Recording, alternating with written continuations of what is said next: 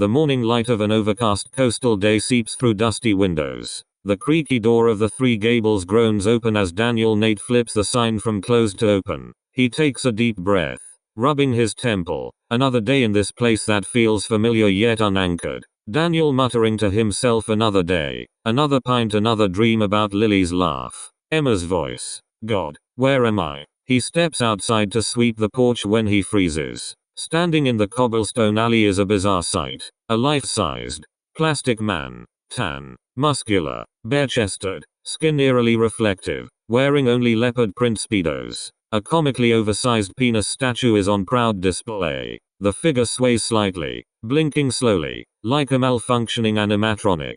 Daniel, what the actual?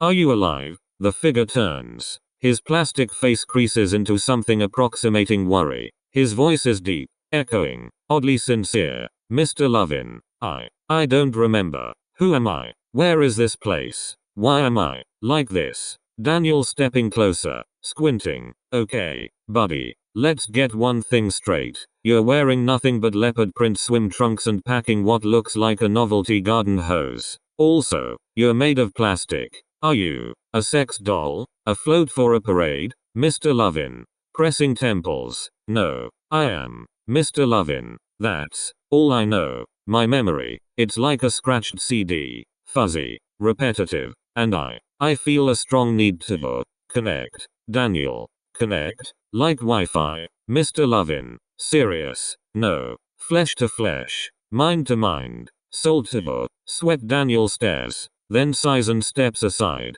Daniel, right, well, come in before someone reports you to the decency police, or worse. Toad. He's been looking for new daycare. Daniel helps Mr. Lovin inside. The plastic man stumbles awkwardly, his joints cracking like old vinyl. Inside, the Three Gables is dimly lit, smelling of stale ale and damp wood. Music plays faintly, a warped cassette of Depeche Mode. Daniel, sit. I'll get you something. Coffee, whiskey, a bucket of lubricant. Mr. Lovin, sitting stiffly, I require human interaction, and a drink that doesn't contain phthalates. Daniel teasing, you're not just a sex doll, you're a conscious sex doll with standards. He pours Mr. Lovin a pint of lager. The plastic man stares at it like it holds the secrets of the universe. Mr. Lovin, thank you, Daniel. Daniel startled, wait, you know my name? Mr. Lovin, blinking, I don't know how I know, but I do.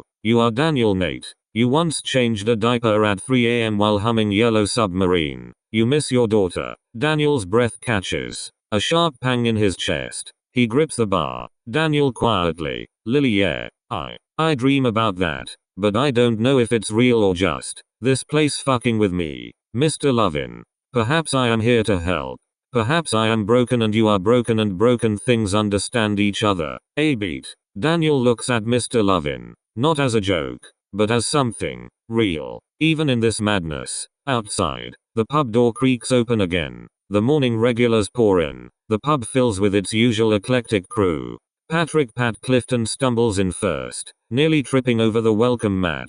Pat, oi, this mat's got more wrinkles than me mam's ass. Toad, strutting in behind him. Splendid morning, lads. I've just invested in a new self-driving truffle snuffling drone. Revolutionary. Could I sell you a share? Kathy, rolling her eyes, barefoot, sipping a vodka tonic. Only if it snorts truffles off my feet. Toad, Carmel smoothly, perched on a stool. I prefer mine warmed by a fire, or a man. Spuds Mackenzie enters, trench coat swirling, puffing a smokeless vaporizer. Joe Camel follows, aviators on, puffing a real cigarette, dressed like he walked off a 1980s yacht. Spuds, voice raspy, manic. Blimey, Daniel, since when did you start swinging for the other team? They both stop short, staring at Mr. Lovin. Joe Camel, blowing smoke.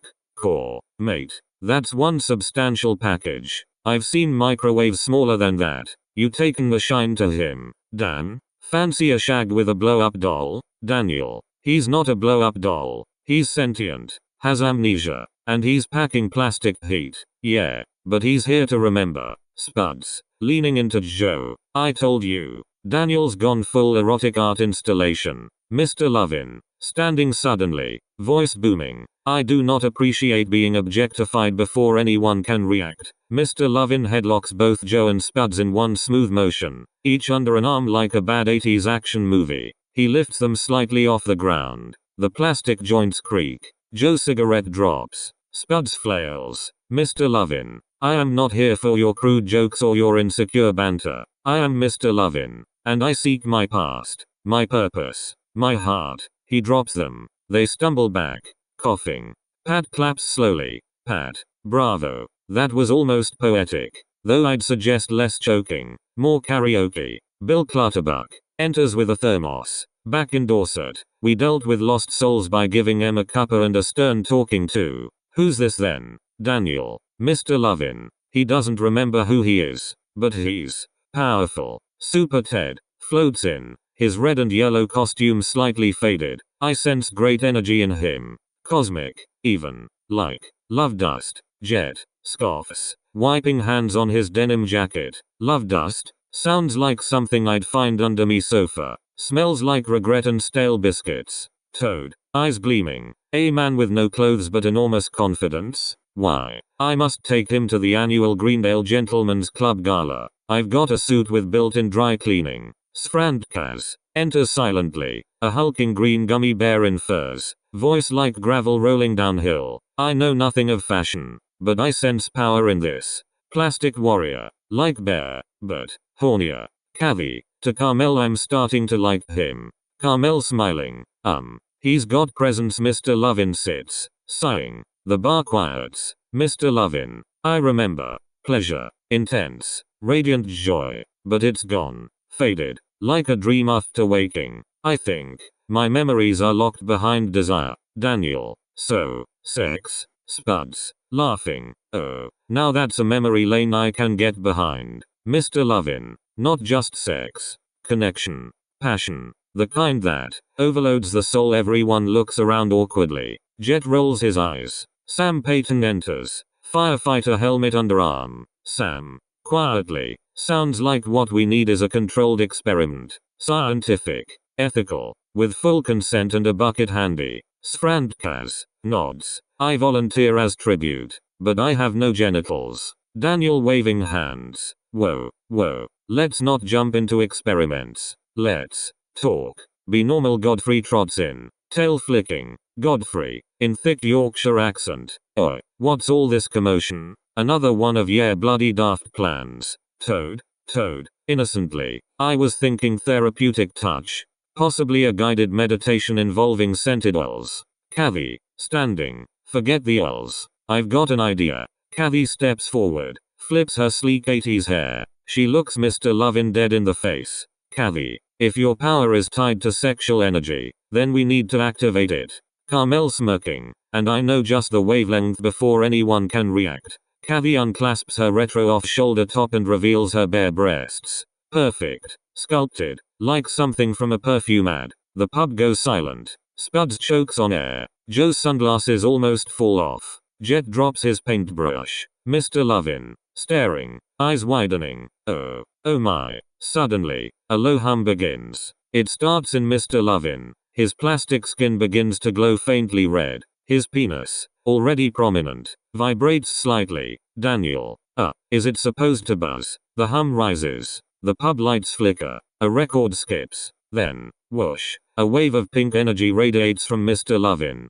washing over the room. Everyone tenses. Spuds, eyes wide. Blimey, I feel tingly. Joe Camel, grabbing table. Not just tingles, mate. I think I'm, one by one, each resident, man, beast, doll, skeleton, clutches themselves, collapsing into uncontrollable, rapid orgasms. A chaotic symphony of gasps, moans, and confused yelps fills the pub. Godfrey, winning, not again. This happens every time you lot find a magic whistle. Trip, stammering, falling backward. Christ on a bike. I'm not supposed to feel this yet. Sfrandkaz, grimacing. I do not understand. I have no parts. Yet I feel fulfilled. Super Ted, cringing, hands over ears. Too much energy. I'm losing my powers all over again. The wave passes. The pub is left in stunned silence.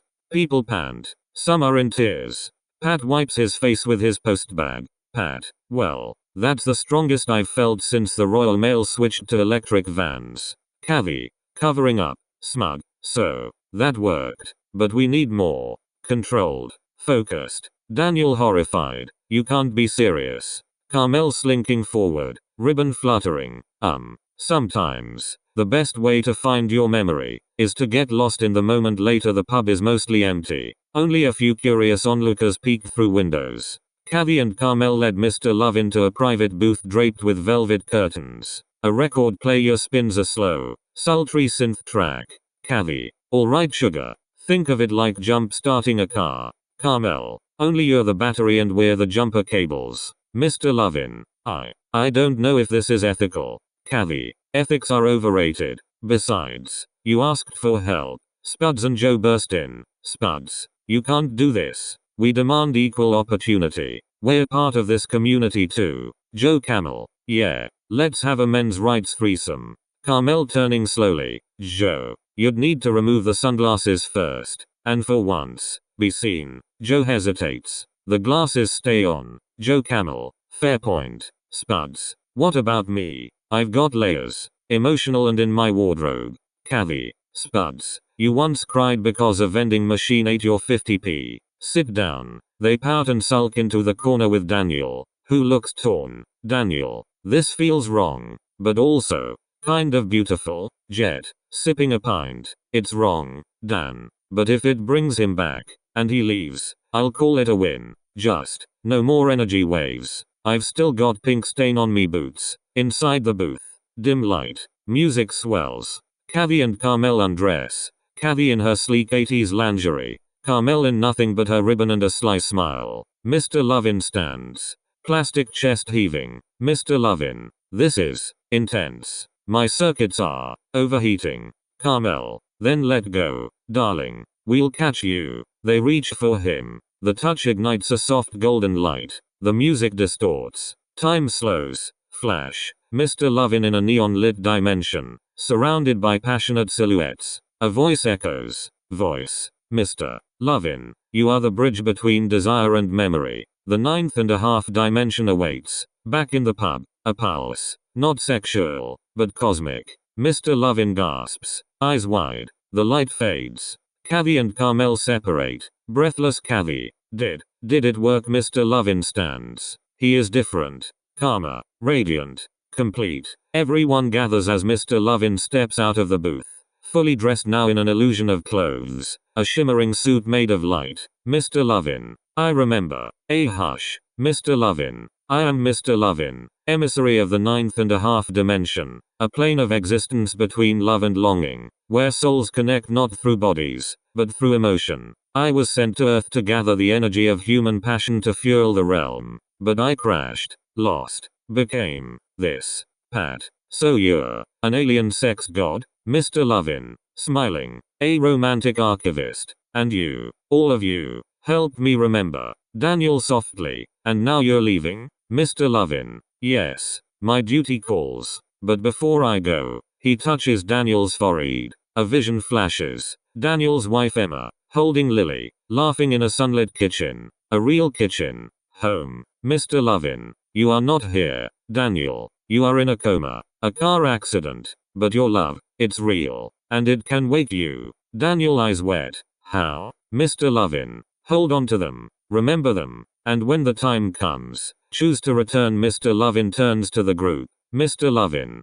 Thank you. For your kindness. Your vulnerability. Even your crude jokes. Joe Camel. Removing sunglasses for the first time. Revealing kind. Tired eyes. Yeah. Cheers. Mate. Mr. Lovin steps back.